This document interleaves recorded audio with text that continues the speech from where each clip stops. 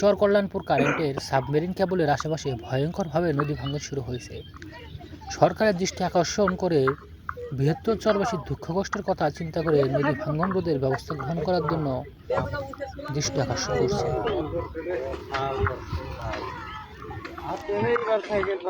আজ চরকল্যাণপুর কারেন্টের সাবমেরিন কেবলের নদী ভাঙ্গনের কবলে পড়ে দিশেহারা হয়ে পড়েছে এই গ্রামের মানুষজন।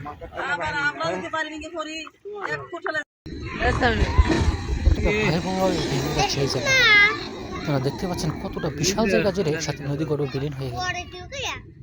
যে কোনো মুহূর্তে 11,000 ভোল্টের একটি কেবল নদীতে ধসে পড়তে পারে। প্রায় 10,000 মানুষ ক্ষতিগ্রস্ত হওয়ার ধার প্রান্তে রয়েছে। অতি দ্রুত এই ভাঙ্গন রোধে স্থায়ী একটি বাঁধ নির্মাণের দাবি জানিয়েছেন এলাকার অসহায় মানুষজন।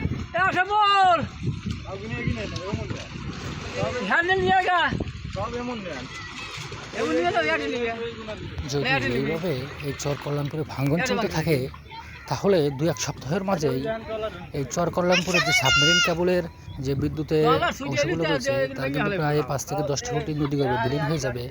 যার ফলে কিন্তু এই চরকল্যাণপুরে যে আশেপাশে প্রায় 11,000-এর মতো লোকজন বসবাস করছেন তাদের বাড়ির কিন্তু অন্ধকার হয়ে যাবে।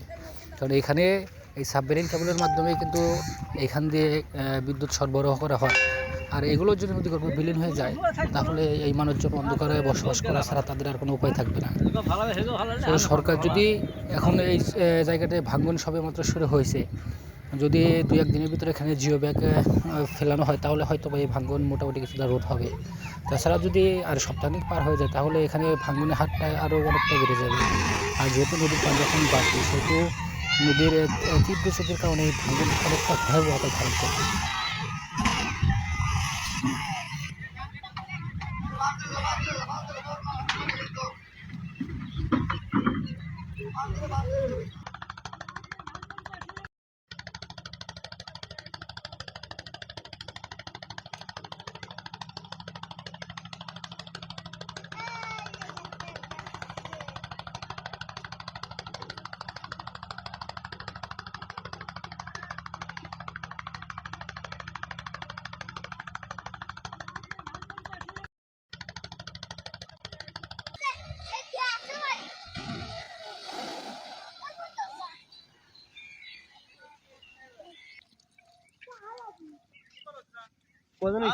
একজন দুজন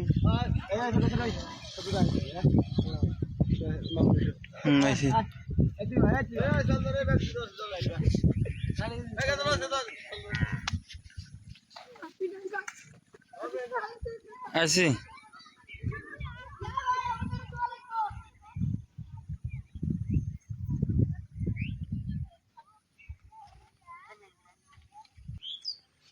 আজকে গরু কিনবে আরব করে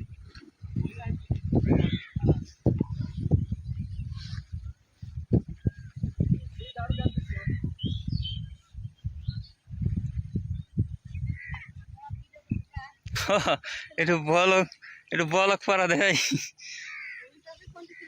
না জানে না ও